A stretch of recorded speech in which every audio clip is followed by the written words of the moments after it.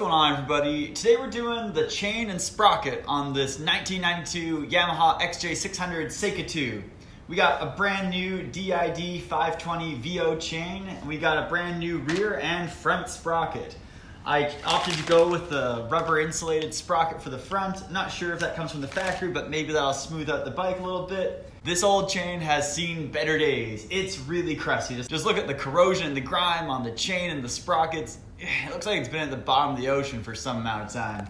So today, we're gonna remedy that. The plan of attack for this job is that we gotta take out the rear wheel out of the frame, have obviously changed the rear sprocket and get access to the chain. We're gonna have to take off this front cover, which involves taking off this little linkage here, so it'll be best to make a mark to align the arm that goes on this pivot arm here, the pivot shaft going into the engine, with the little, your shift selector here. So a couple 8mm that go around the perimeter here, gonna slide this off with some lubricant, hopefully it comes off real easy. And then we gotta break the chain. And well, I don't have an angle grinder with me. I do have a chain breaking tool, but I'm kind of hesitant to use it because I've read a lot of people that have bent the pin in the chain breaker while trying to break a chain with a riveted head like this. So I'm either gonna hacksaw through the chain, which might be tough, or I might just say screw it and take out the whole swing arm and just slide the chain out the back, because the new chain is obviously one long string that we can run it through. We just got to get the old chain out of the way. So we'll cross that bridge when we get there. But smash the like and subscribe button down below for me, guys, and let's go.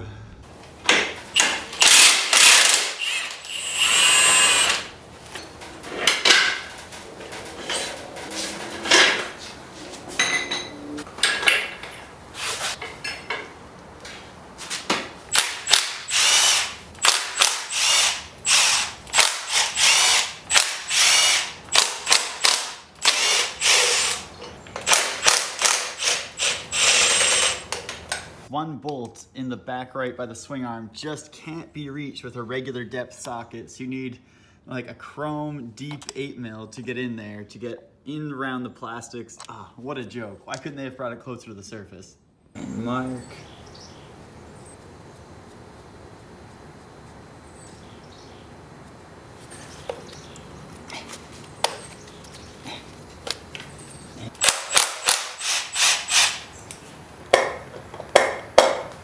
Funny feeling it's held up on this. It's moving a little.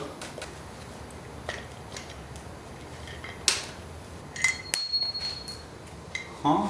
So that one hidden long bolt you need the deep 8mm for, it also has like this spacer because it goes across from this plastic, or this piece that covers the sprocket, to the bolt hole that goes behind the sprocket way over there. So it's just a bit of a spacer so you're not clamping the side cover against nothing. To get this nut off, you need a 32mm socket. There's a little flat sheet metal tab along the side here that keeps the nut from backing out. It's a security measure. So you have to use a chisel or something, a pry bar, to pry that away, make it flat so it doesn't interfere with the nut while you take it off.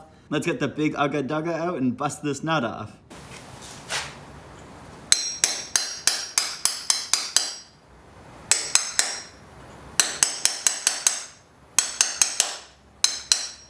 Ugg dug.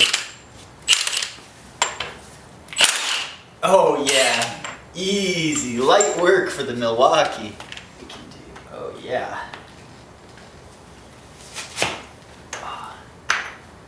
Light work, easy.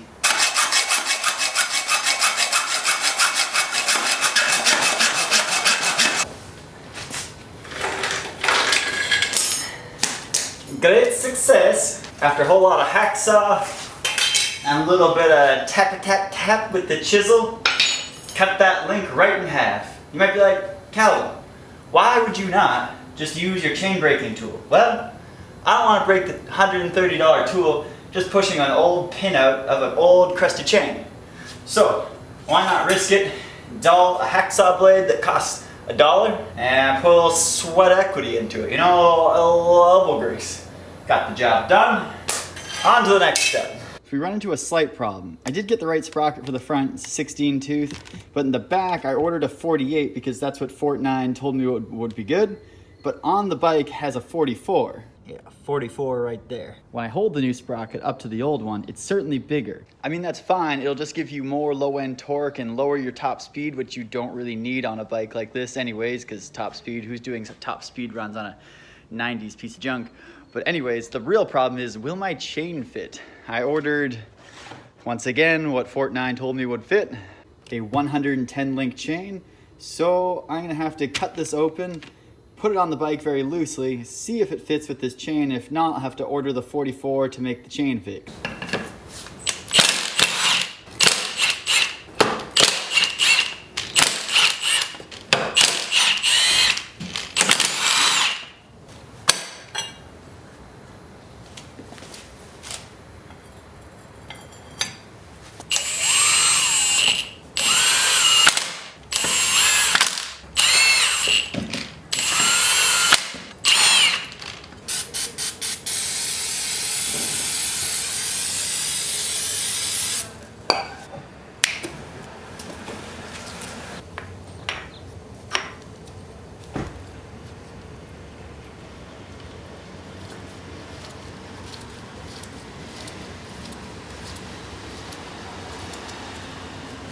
The new sprocket on, it's not torqued yet, we'll do that later when the chain's on. Everything's clean. I got the chains on the floor here, eyed up together at the same length there, and as you move down the chain, you can see my new chain is longer by 1, 2, 3, 4 links, which is good because that might accommodate for our larger rear sprocket. If I lay it on top, you can see it's notably bigger. So I'm really hoping the previous owner just downsized the rear ring for some reason and also downsized the chain, and 48 is the correct. I mean, that's what my research told me, and that's what Fortnite told me would fit. Okay, time to finagle the rear end.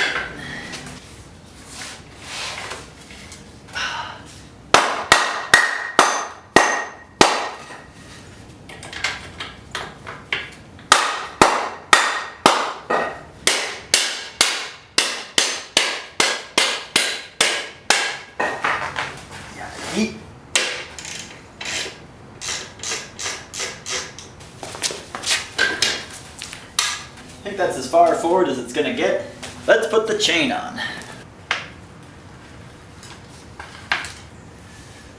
Come on. Let's go.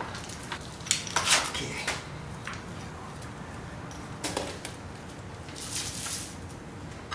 Oh. Hey, we're gonna reach.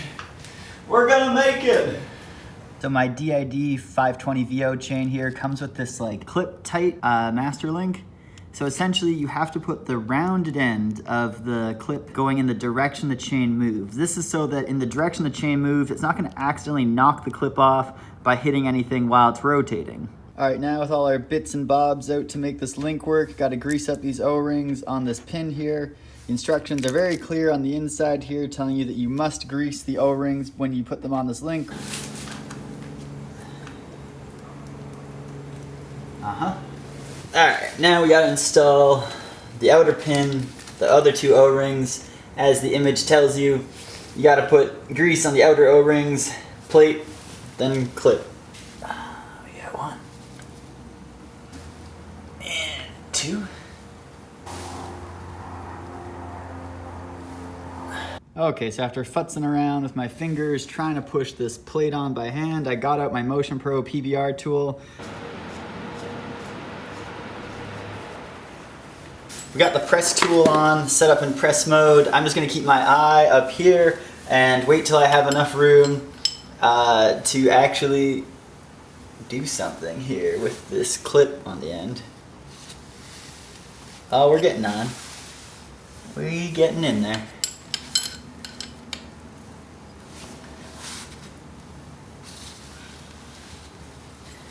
Yeah, just maybe another turn.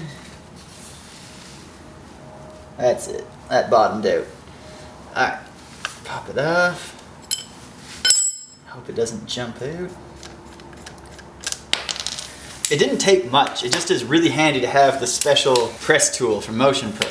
Quality tool, comes in clutch. Alright, now don't slice your hand open, Calvin.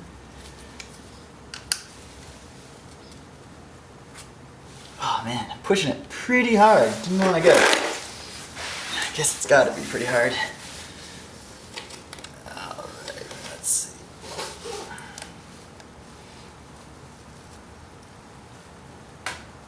Yeah! Nice. That ain't going nowhere. Sick. Oh, we're going backwards. Oh, come on. Oh yeah, there we go. Oh, it was a struggle.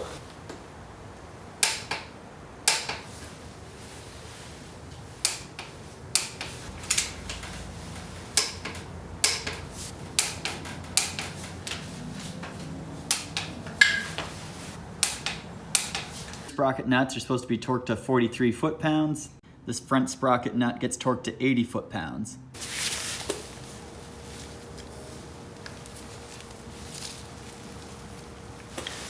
Where's my chisel?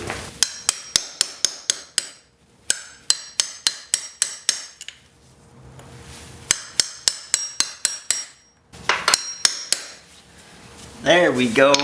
That ain't going nowhere. Okay, so you gotta remember this long bolt that goes along the back here. It's got this collar that goes on the bolt to act as a spacer, so you actually have something to clamp down on.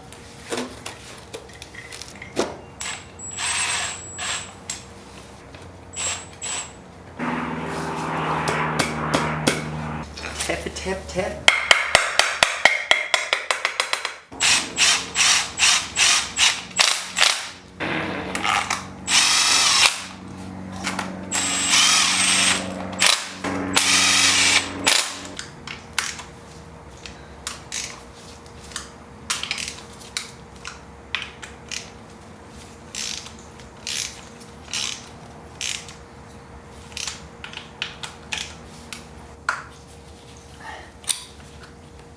Oh yeah, that's good. Good enough for me.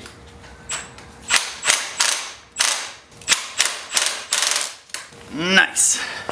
Now to tension the chain, I hope we don't have too large of a chain and we're unable to tension it, but here we go. Oh, it's still a lot of slack.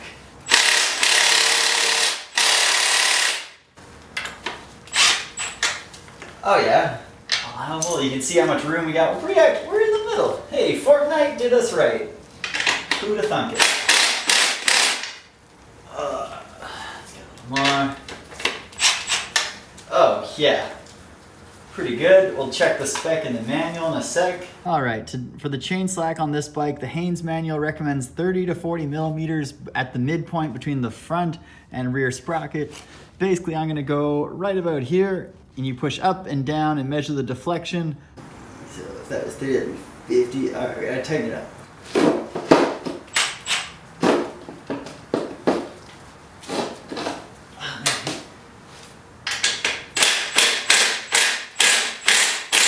Goes up to about 3, down to 7. And that's a wrap on the chain and sprocket install on this 1993 Yamaha XJ600 Seika 2. Thanks for watching, everybody. I really appreciate you coming around for this XJ stuff. It's been so cool seeing some of you XJ people out there too, finding the channel, watching my videos. It's been awesome. I appreciate the love and I appreciate you guys watching. As always, have a good day and thanks for watching.